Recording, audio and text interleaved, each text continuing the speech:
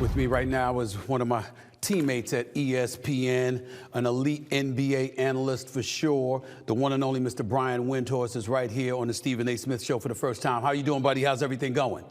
Thank you, Stephen A. I'm doing okay. I fell on a boat this week on vacation and cracked ribs in my back. Wow. So I am playing hurt. But listen, you know, NBA players play hurt. You got to play hurt. So I'm grunting a little bit. Okay. All right. You're handling it. We'll get into why you were in the islands during the NBA season another time. I mean, I will get into that another time. I had to have you on my show today because it's rare that I've heard you rave about the NBA in the way that you were raving about on national television this morning when you were talking about Victor Wembanyama going up against Giannis Antetokounmpo and just a plethora of big men who've been putting on the show. Obviously, Jokic hit the game-winning shot against the Golden State Warriors last night, and we know Joel Embiid is scheduled to go up against the New York Knicks tonight, and we've seen the greatness from him this season. But specifically restricting ourselves to Wembanyama versus Giannis last night, talk about what you peeled from that game and particularly that individual performance with those guys going at each other. Well, this was just an amazing back and forth matchup between them. And, you know, I was kind of influenced, Stephen A., because this morning my 6-year-old, who's, you know, really getting into basketball, I was showing him clips from the game. And, you know, he doesn't have a great understanding of everything.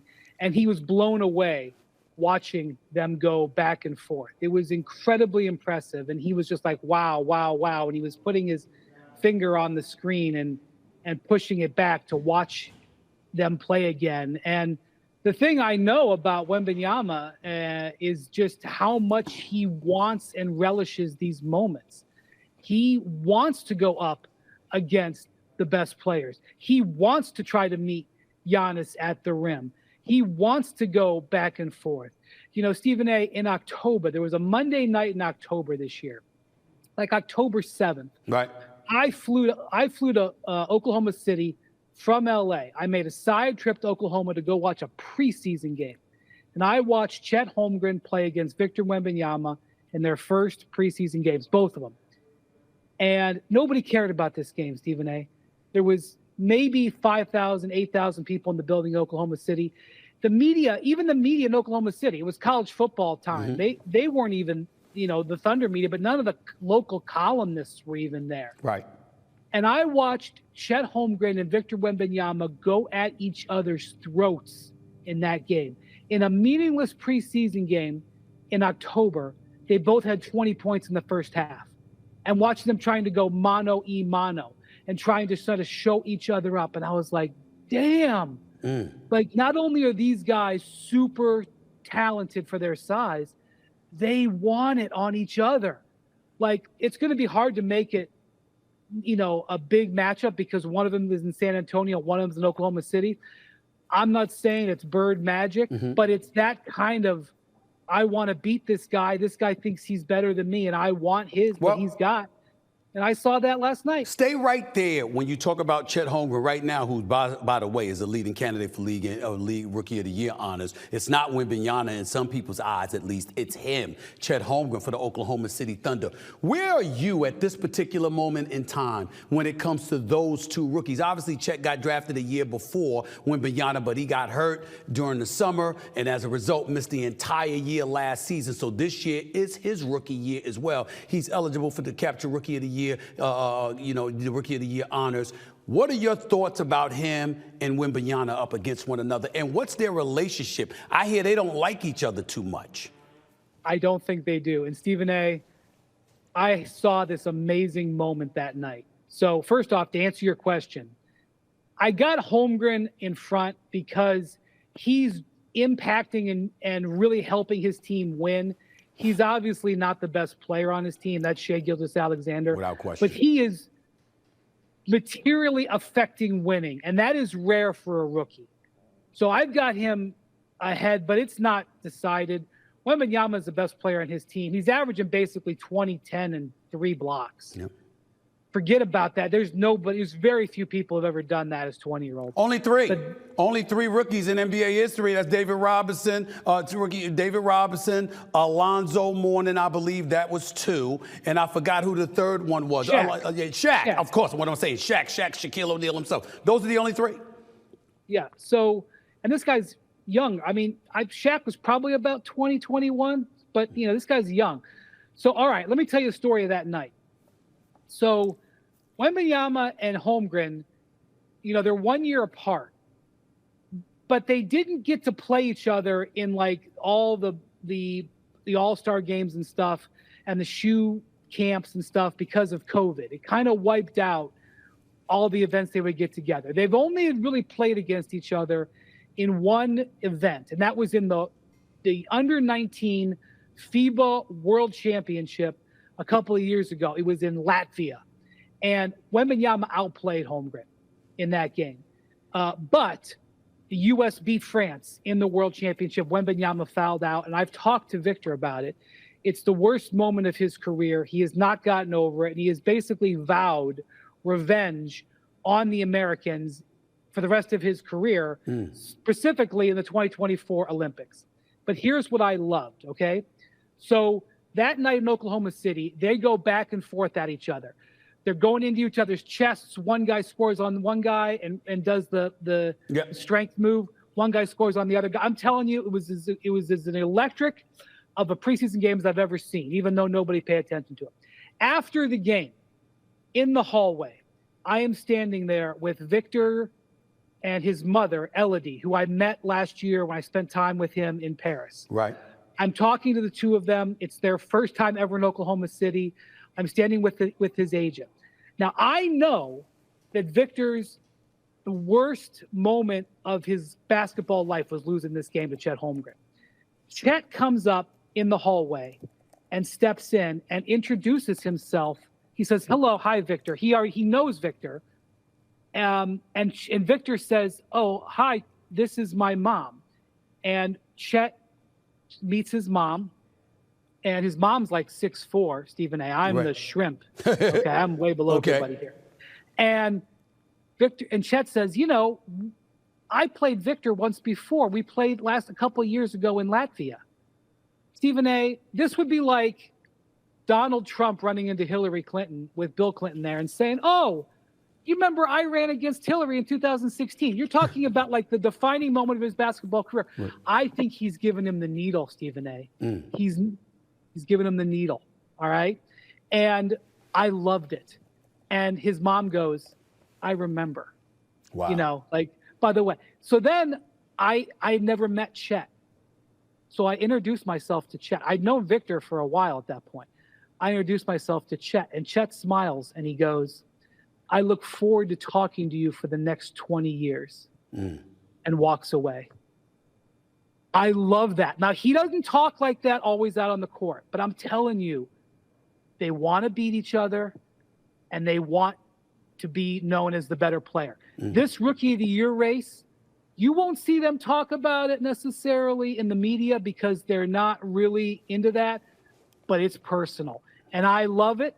And it's a part of this class of giants like Embiid and Jokic who are dominating the league like we've never seen before. Let me transition away from the rookies right now because that's a story that's not going away. Wembanyama's the real deal. He's a big-time talent, no doubt about it. Very impressive, goes after it. I love how he's in attack mode. I love how he went after Giannis last night. Chet Holmgren, I've been watching him all season. I love what I'm seeing from him, and I think Oklahoma City is a team that we've got to discuss because they are something to be reckoned with. But let's stick with Giannis in Milwaukee for a second here because this dude is a superstar. I think he played like one last night, showed the mentality of one last night. But they have had their problems, losing 4 or 5 games this season to the Indiana Pacers, showing an inability to defend against teams who go small against them. Although they're the number 2 seed in the Eastern Conference, when you look at Milwaukee at times this year, clearly Boston could beat them, but you have to look at Philadelphia. You have to look at Miami. You can't underestimate them. What are we to make real quick of the Milwaukee Bucks based on what we've seen from them thus far this year? Well, I think that they're so gifted and so awesome. And I think Dame has been exactly what the doctor ordered.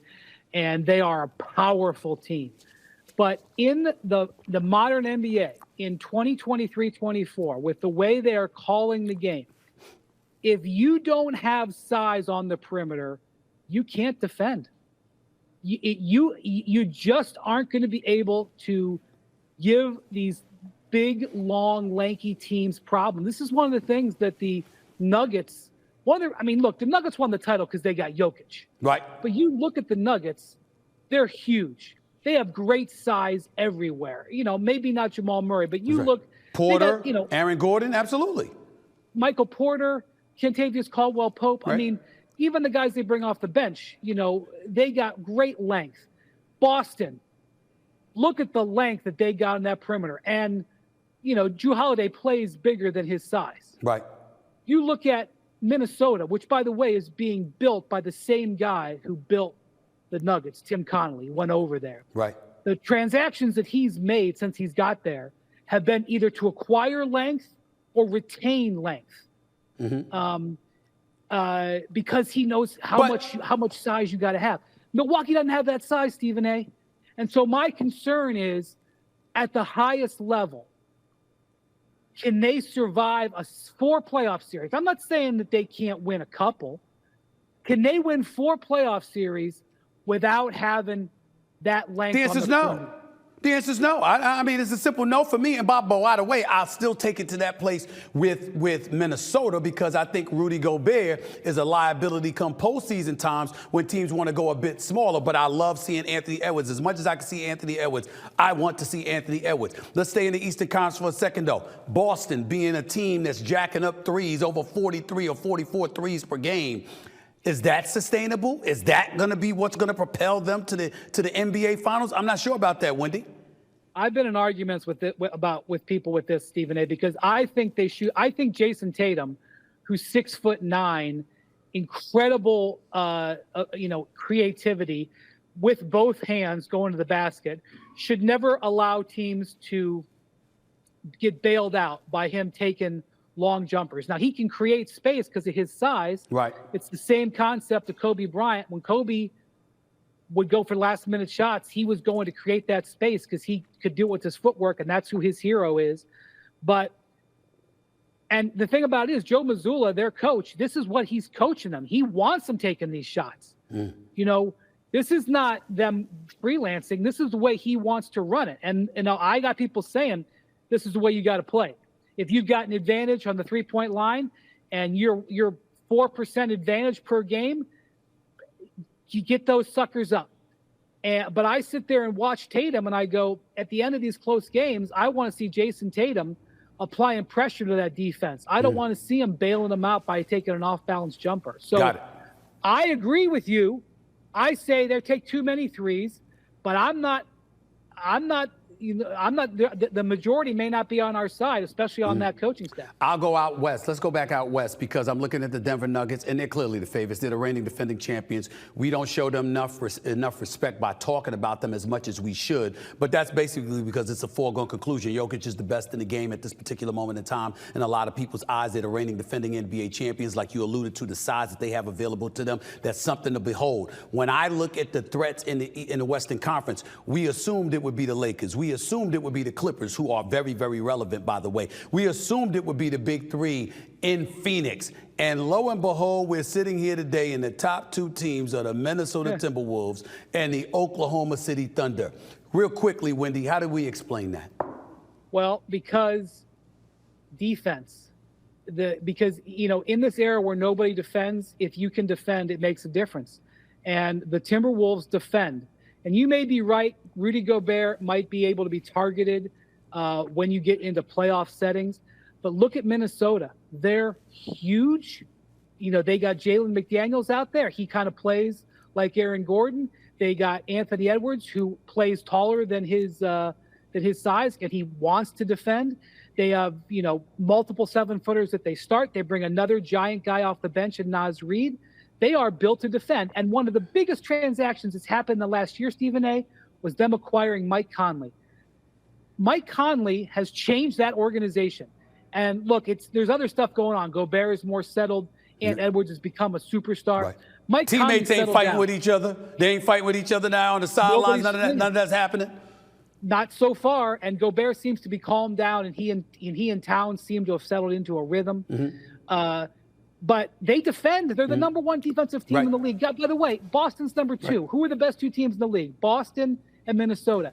You still got to defend in the NBA if you're going to win at the highest level. I believe that. But not everybody does anymore. Wendy, I got to get ready to rush out of here in a couple of minutes, but let me ask you this question real quick. If I started out this season and I said to you, when we're talking about playoff contenders, none of them would include a team with LeBron James on it or Kevin Durant on it, what would you have said?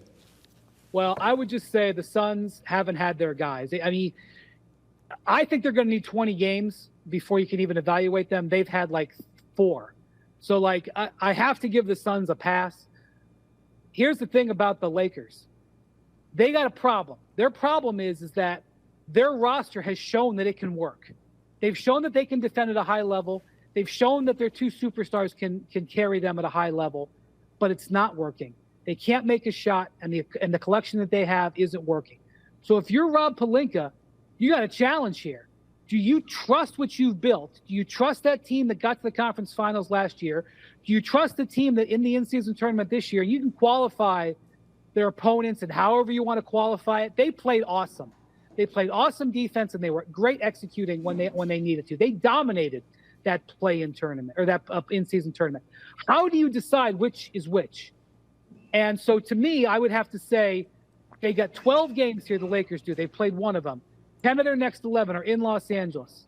2 road games. One of them is against the Clippers. They stay here. At the end of that, it's the end of the month. Where are the Lakers? Are they 5-6 games back above 500? They've got the ship righted? Or are they 3-4 games under 500? That is where you're going to see a big, giant thing. And we're watching LeBron, Stephen A.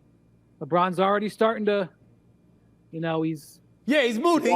He's moody. He's got an attitude because, I don't blame him because his players, his teammates have betrayed him because other than Anthony Davis, nobody else has really shown up. But I don't want to hear these rumors, any validity to these rumors that Darvin Ham could be on the chopping block, that he could lose his job. That's insane to me. The man just took them to the Western Conference Finals in his first year as the damn head coach. And when you look at it from that perspective and see that the struggle has been what it is this year, it's early, but you still got plenty of time to right the ship. What is this about? Well, obviously the Lakers, and this isn't even, you don't even need sources here. The Lakers players have openly said that the changing rotations have frustrated them. Darvin has had to change the starting lineup. I think he's had to use 10 different lineups. Some of that's been because of injuries, but he hasn't used the lineup that they used most of the playoffs last year, which was Reeves, Russell, and Vanderbilt all in the starting lineup. And I think that's frustrated the locker room. But I'm going to tell you, Rob Pelinka, who is the guy making the decisions. Now, he can be influenced by LeBron James. He can be influenced by, other folks. Genie Bus. But Genie, obviously. But Rob Pelinka believes that this roster can work, and he believes, and I mean really believes in Darvin Ham. He made the hire. It was his call. He, really believes in the way he carried them through last season's struggles, and he appreciates the way he got the team to play in the in-season tournament this year. So I do think that there's some pressure on Darvin to find a lineup that not only works, but keeps some more of the guys happy. But Rob Pelinka believes in this roster. He's the guy who put it together. And so that's important. While anybody speculates about what they're going to do, remember that the guy making the decisions likes what he's put together, and he learned a lesson from that Russell Westbrook trade, which was he traded 3 guys on a team that was good and had good depth and had proven itself in the playoffs for one, chasing something, and it blew up in their face. So when you put together these DeJounte Murray and Zach LaVine trade scenarios, and it's 3 or 4 for 1, that ain't the way the Lakers want to roll. Listen, man, I appreciate your time, buddy. I will talk with you about the Knicks another time. I know they got OG Anunoby. They've improved defensively. We know defense wins come playoff time, but obviously you got to be able to score points too. I'll get on you about that another day, and I'll talk to you another day about the Los Angeles Clippers, who I think got a shot to get to the NBA Finals. If Kawhi Leonard stays healthy, that's good Lord, miracles happen. Okay, Paul George stays healthy, who knows what the Clippers could do. But until then, we'll talk another time. Wendy, I appreciate your time, buddy. Thanks so much. Thanks for having me. Have a great weekend. All right, buddy, you do the same. The one and only Brian Windhorst. Remember, Brian Windhorst in the Hoop Collective, his podcast, all on Apple Podcasts, all over the place. The man knows his basketball. Really appreciate him taking the time to show up and join me here.